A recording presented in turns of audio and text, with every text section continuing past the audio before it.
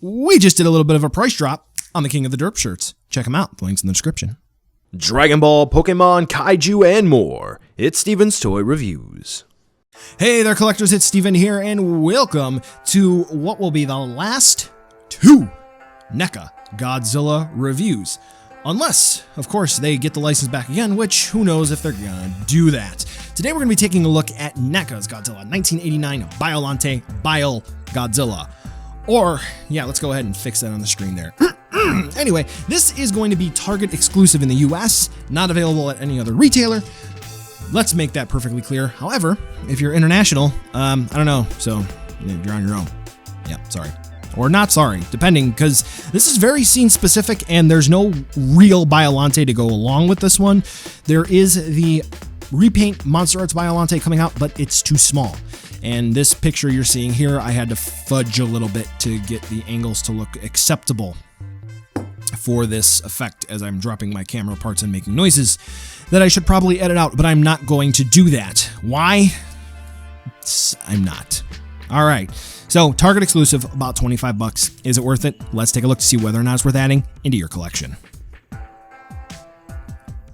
NECA has recently, as in their Ultimate Laurie Strode from the not remake sequel thing that they did with Halloween, they've been doing digital printing for their faces on their figures. And did they do that for the eyes here? Yeah, it does kind of look like it. But what's more interesting about that is, aside from, I'm going to show you admittedly sloppy paint. I know it's Biollante Bile Godzilla, so yes, it's going to be sloppy. They used some of that digital dot matrix printing for the Bile itself, and not just on the face. They used it in a couple of other parts, and looking at the figure head on, you're not really able to tell that, but once you actually take a close-up look with macro photography and you can see all of the very, very small paint imperfections, which I don't really complain about. I complain about the big stuff like clear spray and overspray and bubbling. Yeah, once you see that, you're kind of not able to not see that. So in concept here, this is really neat. I don't think there has been a Godzilla figure like this representing from the attack from Biollante. So kudos to NECA for that. So very nice and neon sort of green and yellow. And we have a nice blend of dark green here and there. And we actually have a little bit of over drippage on the dorsal plates, just a couple of them, not to, go extremely crazy. And as a matter of fact, as I'm looking at this now, there are, I think, only one now that on one side, so that's pretty neat. A little bit of shading of green on a dorsal plate just to kind of make it look like it's fading anyway. But yeah, they used a whole bunch of different greens to really bring out the color of the goop that Godzilla was sprayed with. But as you're taking a closer look, I mean, yeah, there's the dot matrix printing, which I'm sure that was probably the most effective way to get this done, whether or not that was going to be like a decal, tampograph, whatever it is, to make sure that it is applied uniformly. However, you can definitely see paint bubbles all throughout the paint application, which is a bit of a bummer because it kind of looks like it just pulled up in some places, and you think that they would be able to take care of that before this got shipped out. Yeah. One thing that I would really have appreciated NECA to do, I forget chronologically if this would have happened before or after he got blasted in a very suggestive way by Biollante, but when the vine went through his hand, if they were able to replicate that battle damage as well, that would have been stellar. Again, chronological order be damned, that's something that they should have done. So as you'll notice also in some parts of Biogoji here where there's not that puke, you'll see that there are little droplets or driplets of green spray here and there. I don't know, maybe they could have done a better job masking it, which I get it, Biollante spraying everywhere. Yeah, it is what it is.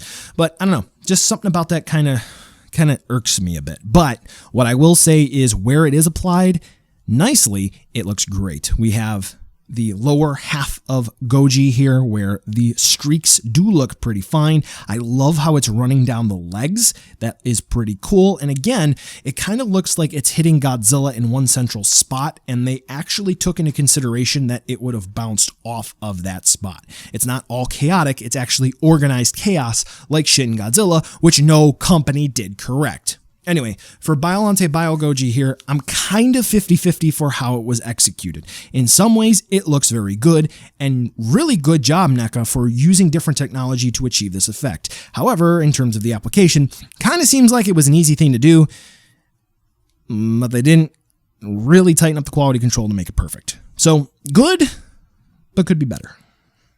Since it's a repaint, no translucent plastic used here. Articulation is going to be the same, but let's run through it. We have a hinged jaw, opens and closes. When it opens all the way, it looks kind of awkward. So whenever there's not a beam, we go about halfway there. That looks a little better. Yeah. Head plugs into the neck on a ball joint, which we have some decent range there, which is pretty good. And then this portion of the neck plugs into the body on a ball joint as well. And that's where we get a better range of movement. So that really does a lot of the lifting.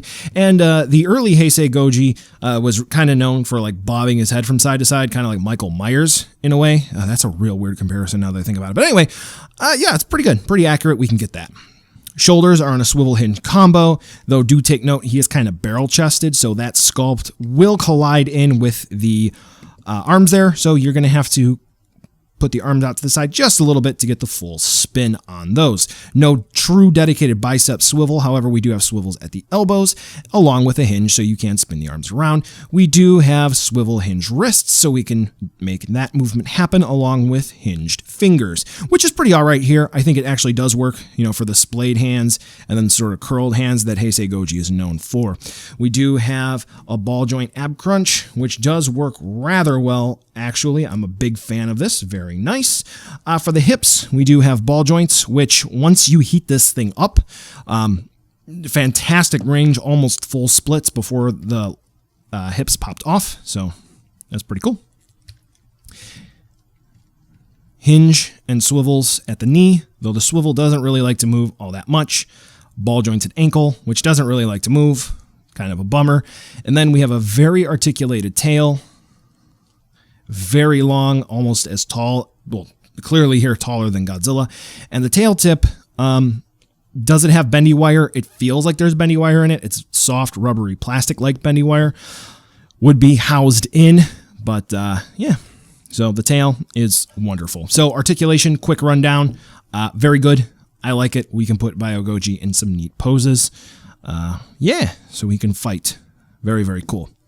Now, for accessories, he's going to come with the exact same beam that his non-repaint counterpart came with, so I don't really need to go in super duper depth there. Yeah, it's going to be the same. I'm not going to do a fancy display. I mean, it's a blue beam. They should have included this with Burning Godzilla, the 95 one. Makes for a great red spiral ray, but c'est la vie. C'est la vie. Size comparison time, very quick because, again, it's the same figure. Not a huge difference. Yeah. Now, a side-by-side comparison with the original release, so this way you can see where the paint differences are at. And quite frankly, they're pretty obvious to begin with because, I mean, it got thrown up on. Yeah. Okay, so buy now, skip, or wait for a deal. I definitely prefer this over the Super Hyper Maser Blast Beam Kiryu Goji figure because this one kind of sort of makes sense. There are some Biollante figures out there that are in relative scale, or you can kind of fudge it with photography, and yeah, I know, it's pretty fun. However, what I will say is that we don't have a specific Biollante to go with this one. So I don't know how wide the appeal is going to be, and with it being a Target exclusive, yeah, I don't know. It's pretty fun. I think it's neat, but not by any means essential for any collection. Alrighty. Roll credits. Thanks for watching. Well, collectors, that brings us to the end of the video today, and I just wanted to take a second to thank you so much for watching. Now, you've heard a lot from me. I'd like to hear a little bit from you. Drop in the comments down below whether or not you liked it, you hated it, or maybe you were somewhere in between. I also want to take an extra second here for a nice, humongous thank you to all the patrons for SDR over the last month who have really helped the channel grow into what it can be today. So to all of you, 2 big thumbs up. Thank you very much. And now the end card should be popping up, which will give you a few clickable links, like maybe to subscribe or head on over to my Patreon, or some short URLs like to my social media or to my Teespring store. There's also a video I hand selected for you, so if you want to watch another STR video, I hand selected some good content for you to watch, so definitely check out that video. Thank you again so much for watching, and I'll catch ya in the next video.